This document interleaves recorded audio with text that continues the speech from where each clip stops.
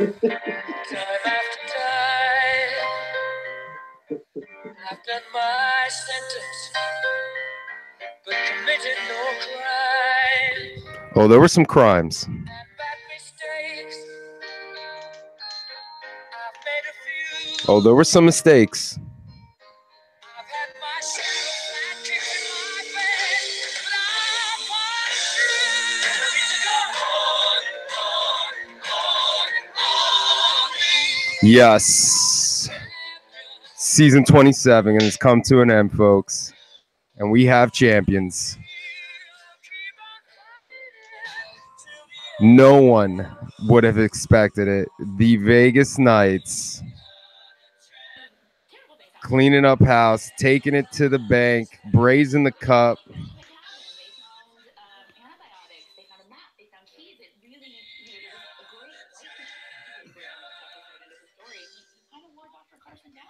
There you have it. Champions of the world of SPNHL season 27.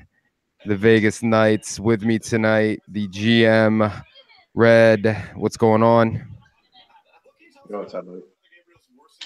As always, boss man on his second cup. There you go, buddy. You got two now. The curse is over. Welcome to the 2-cup club. And also a key part of the team, Mr. Red. What's going on, bro? How's it going, man? Thanks for having me. Thanks for coming on, bud. Absolutely, guys. Congratulations, well deserved, hard fought, and it's all about you guys. So as we were talking a little bit prior to the show coming on, the moves. It's all about moves on moving day, as I call it, week 4. And you guys, you and Pittsburgh each made some moves, and it looks like it paid off. You guys traded Rich and Playmaker for Chalua and Stoner, who were intricate parts and cogs for your guys' run. Tell me a little bit about that, Red. I mean, really, it was a really tough trade for us to make. Obviously, Rich being a leading goal scorer in the league, one of the better players in the league. But at the time, he didn't feel that we were going to go anywhere. He wanted to go play with some friends, and I said, you know what, let's just cut our ties, and I'll send you to Toronto, play with who you want to play with, and I'll get something out of it. And in the end, it gave us a second goalie to back up, help out Plisk, and getting not Prodigy, and getting Stoner. It really gave us a more well-rounded offense because we weren't forcing everything through to Rich like we were in the past. Mm-hmm. And it just proved to be a great trade for us. It really, like you said, I saw the chemistry with Stoner and Red, and was it Prodigy, right? Yep. And Rocket was over there too. The four of them up front were just really good together. Plisk, you did something that most guys, well, you're a veteran, so you probably had an easier time doing it compared to probably some other guys, but you took more of a backseat role during this playoff run. Explain that a little bit. Oh, it was simple. We just we knew going in that we needed to go hard, and me and Red, we had a conversation that basically went like the following: either I'm playing great and he's not, then I'll play. If I'm playing great and if he's playing great, he'll play. If we're both playing great, then he'll play, and I'll cover wherever else we're got a hole. And that was the strategy we had. And I was more than happy to. I mean, it's when you play every season, every game. It's nice to know you don't have to be there. It's a nice, refreshing feeling knowing that you can sit back and not worry about shit messing up without you there. Right. So that's what we did. He played phenomenal, and it made it very easy for us to do that. And I was able to fill in any place that we needed, and that was just our go-to strategy for the playoff. Red, what was your take on everything up to when you got like how did trading Rich how did the Rich trade go for you? You talking beard or red concept? That's confusing, isn't it? Beard. Yeah, both of you. Beard. I'm talking beard. We'll go beard. You'll be red and he'll be beard. Repeat the question. How did the Rich trade go for you? Obviously, your offense was tailored more toward him. You're adding Stoner with a week left in the season. It wasn't like it was like a mid-season thing where you had a few weeks to get together. You had like 9 games literally to get with this guy and get your stuff together. Like how did adding Stoner and moving Rich and that whole trade go for you? It was actually pretty easy. I meshed a lot better with Stoner, and it allowed me to play more games with Rocket, who I meshed extremely well with. And Prodigy, the chemistry was there from day one with him. So Rich, kind of like very similar like what Red was saying earlier. It wasn't as forced as much. Allowed the game to flow a lot easier.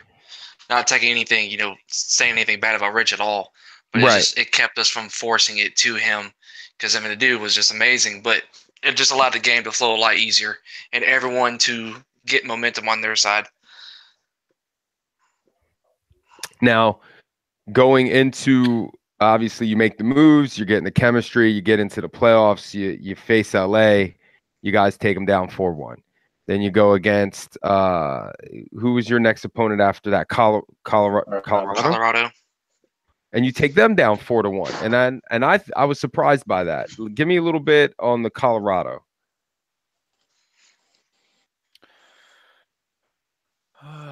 Well, again, there was no weaknesses on our team.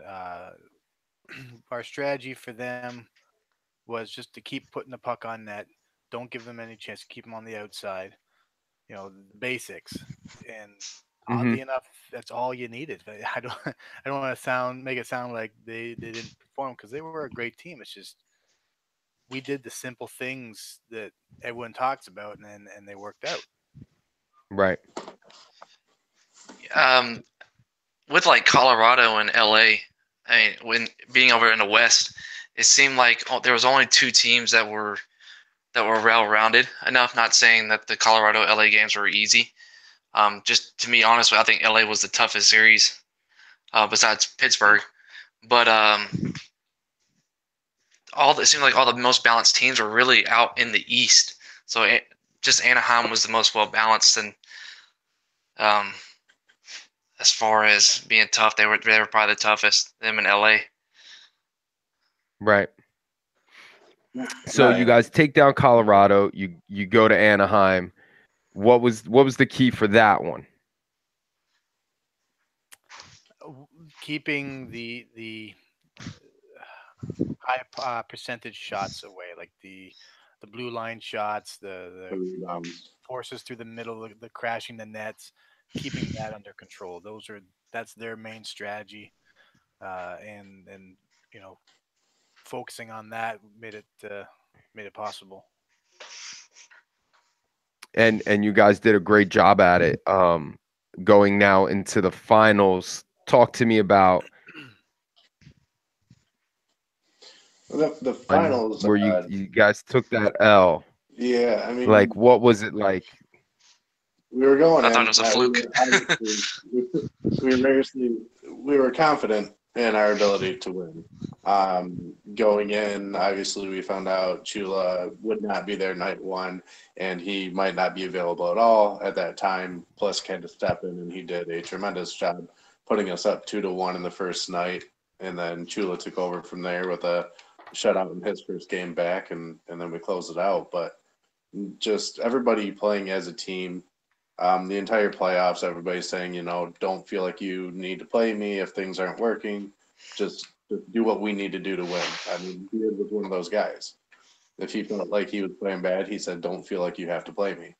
And having guys like that on your team makes it really easy to get a lineup because nobody's getting butthurt about not playing. Everybody's just there to help the team in whatever way they can.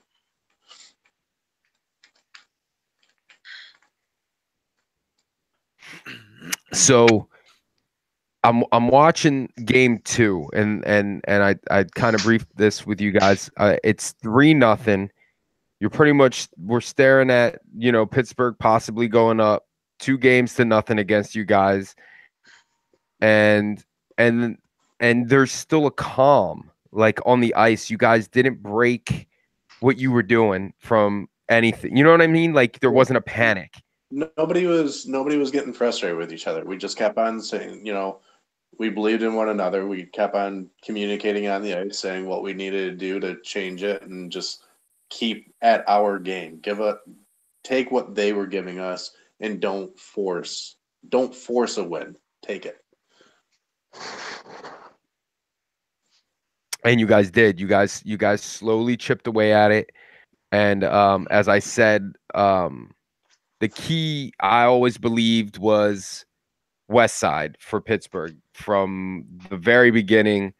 And then after our series, even more so, I just believed that West Side was playing unbelievable hockey, hot goaltending, literally stopping everything, getting a little bit of luck, but really just playing solid net. And he was game 1, definitely game 2, up until one point where you guys didn't take the lead. Like like Stoner was out front. It was a great pass from behind the net. You made it 3-2.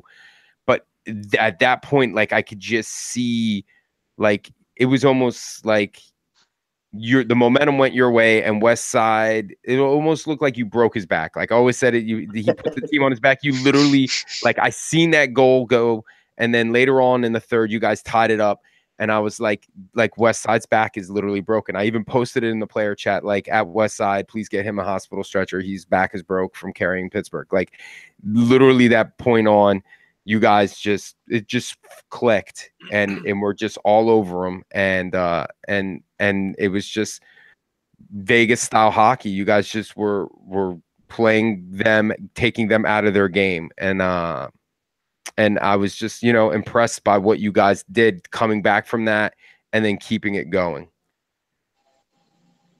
Yeah. Go ahead. No, go ahead. I say West Side is clearly he's a great goalie, absolutely. Wally, I've played with Wally for a couple of years now. He's a great defenseman. Ajax and him paired well together. So the key for West Side was really his defense was keeping shots to the outside, not letting anything in close, and it made West Side's job a lot easier. Even we had multiple opportunities on the inside that he was stunning us on. So he was definitely a strong goaltender, and probably definitely the toughest that we faced in the playoffs. Yeah, by far. Yeah, the forechecking was superb for us.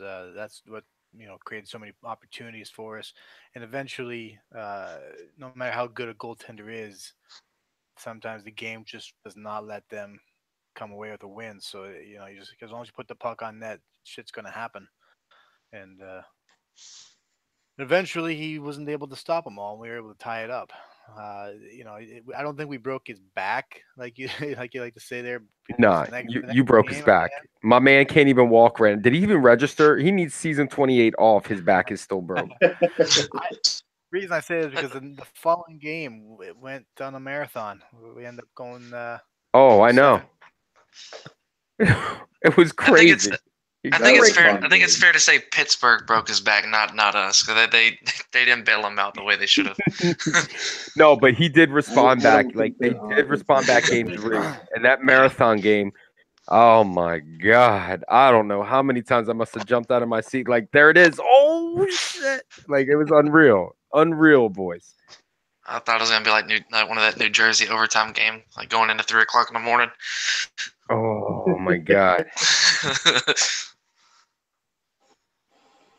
But you guys battled it out. You got that. You grinded them out ever since that second game, and here you are. You guys are you know what I mean? Like you got the cup. Like so. Tell me a little bit after it. It's like, did it sink in? Has it sunk into you boys yet? I know it's been a few days. So I'm still drunk. Oh,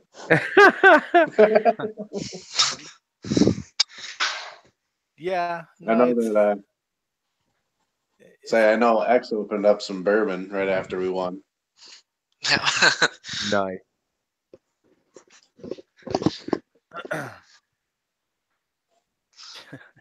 Tell you what, Concept, he's a I haven't played that many seasons, but he's probably the best GM I've played with so far. I mean, immediately after the cup, all he's thought about is, okay, who am I gonna bring back? What am I gonna do to get another one next year? That's gonna be pretty. It's everyone, every single GM, win or lose, their mind immediately clicks into what do I got to do next year. Like Beard, it's not just Red, man. When like every single, there were guys crying over stuff before the season was even done, and it was like, come on, fellas. Deals are already being made. It's unreal. Listen, this machine continues. There's no off season. Even in the off season. Yeah. Everyone's already counting down the next draft. Yeah, not even draft. We're boss man. Let's touch on Calder, buddy. Like, you know what I mean? What are we doing? Like, where are we at? We're keeping registrations. Listen, now let's start touching on next season. Right here we go. Like we kept registrations open. So people, if you know somebody that wants to play, if you got someone, tell them to sign up. We're opening, keeping them open one more week. Friday's the cut. Yes. Yep. Gonna close around on Friday. What is the current count? Last check. Last check I had was 186. I'm checking now. I don't go on the website. I got the spreadsheet. I got access to it. Don't kick me out ever. Yes, correct. 186 is the current count. So if you know anybody who is looking to play, sick of LG, not getting any playing time in VG, that should come and play a little SP where they're going to get some more playing time, let them know. Like, I think the Calder is a great tool for us after last season. We just need to get more guys signed up, guys. Like, we want 16 teams. We got to get like a good 220, right? 230. Yeah, something like that. I think it was one. Yeah, I think it's about 200 roughly. So we're scratching at it.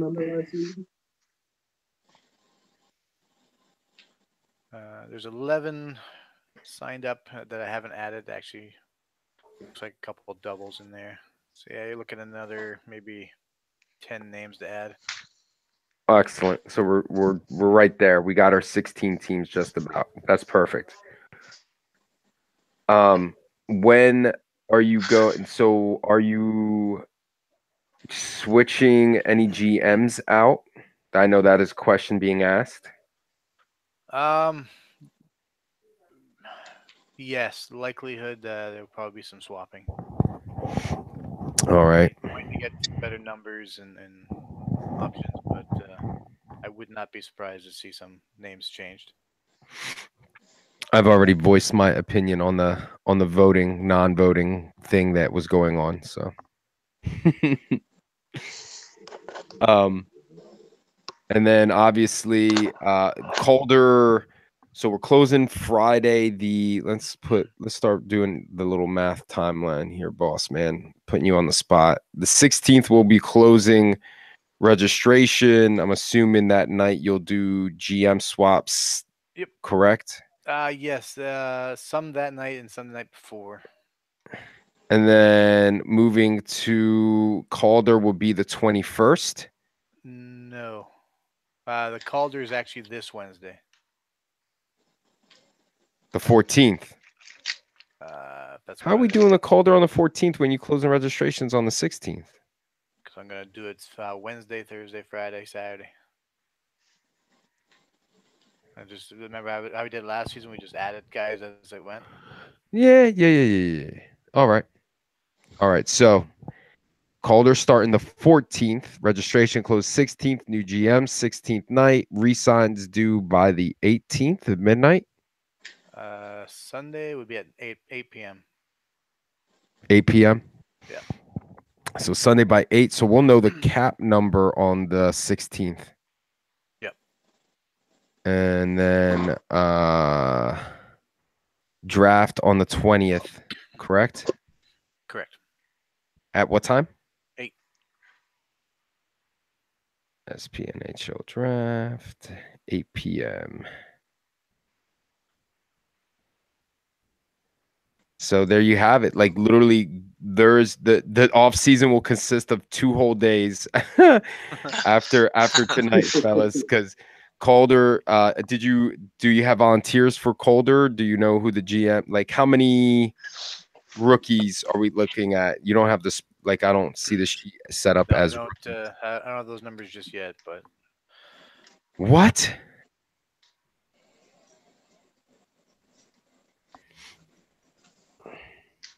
Come on, boss. what do you want from me, Slipping. man? I'm on holidays. Come, you ain't on holiday nothing. You just raised the cup. You should be. Exactly. I don't get to Get go out of here. Exactly. He's still on vacation, man. Stop. I've been on vacation. You don't know vacation. That's what you get for these deep cup runs. Your vacation, you don't get a vacation, man. You gave your vacation up for a cup.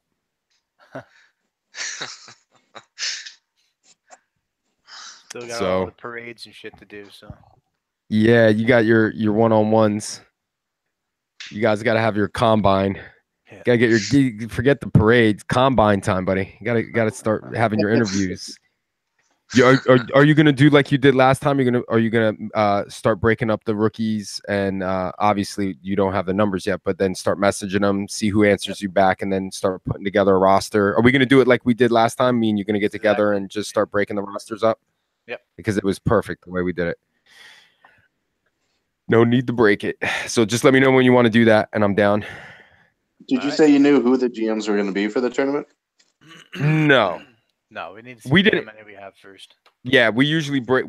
Me and him did is we literally did like we took the goalies and then gave each how many rookie goalies we had. That was number 1, and then so this way every team had a goalie, and then we did like the backup goalies or who has goalie non-refused, and then we went defense, and then split up left Ds, right Ds, and then we did forwards, and every team was balanced. So this way you had a balance of at least 2 goalies, 3 defensemen, and forwards that can play right, left, and center. So you would be able to line a team and not have to use SP guys. No, what day do GMs start to cry when they got to do the re-signs? It's Friday when he closes registration on the 16th, Red. That's when you're going to see the next question being, what's the cap number? And he'll have the cap number in a matter of 10 minutes. And then you'll hear everyone cry, that's not enough. Give us another 0.5. I need 0.5. Hey, everybody's got the same thing to work with.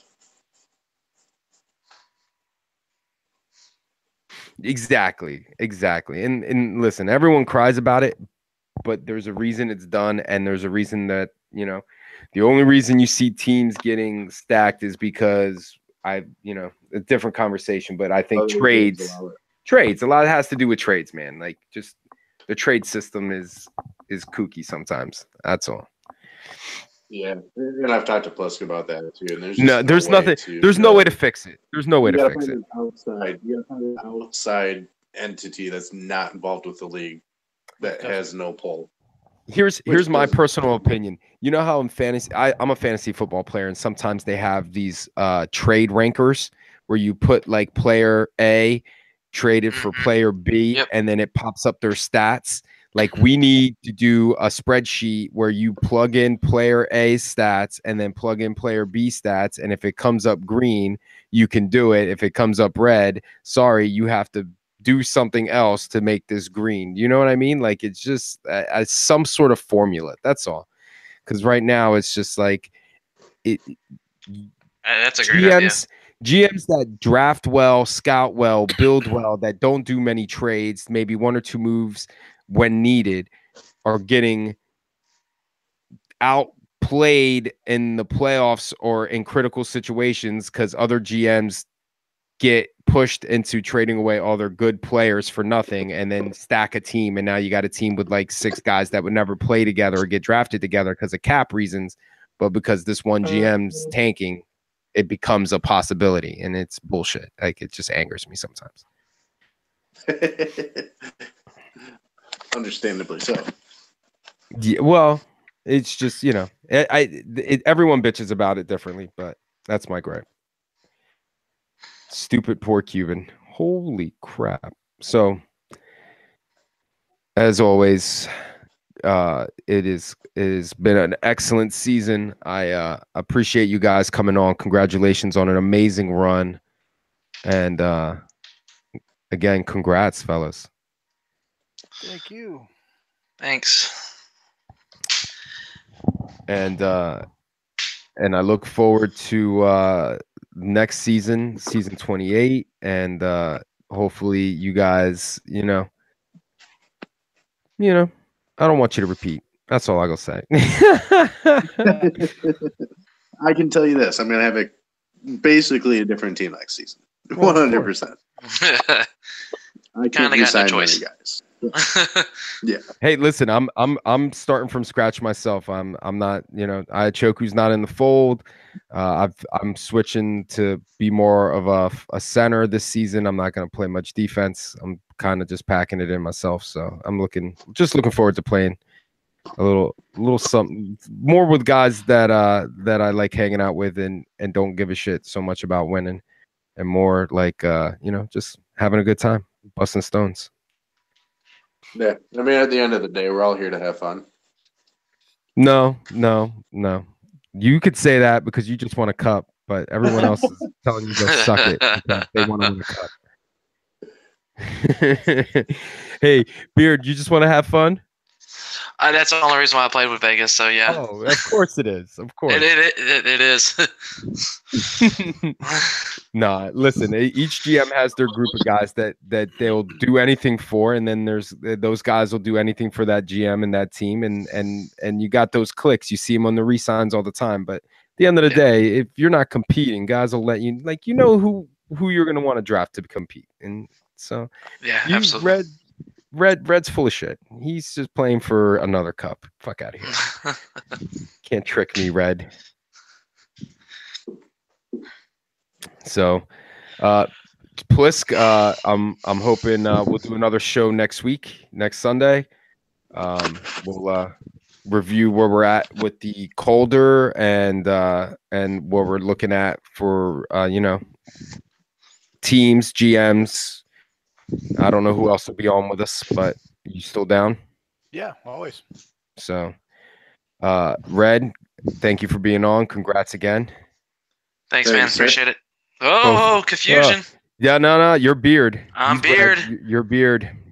His player name is Beard on PlayStation. It's all confusing, man. You guys are a hot mess. 2 Reds don't make it right. File that. Yeah. So, all right. We'll be on next week with a recap of where we're at with the Calder, our cap, any new GMs, which there probably will be, and then any re-signs, because at that point we'll already have them in. And then we'll be looking at draft order, and any transactions. Crazy stuff. Off season is in full blast. Even when you're sleeping, we're off seasoning it up. So thanks for listening, everybody. Thanks again to Reds, Plisk, and Redbeard for coming on. Congratulations on your cup, boys. And as always, be kind to each other on and off the ice. Virtual hockey players' lives matter.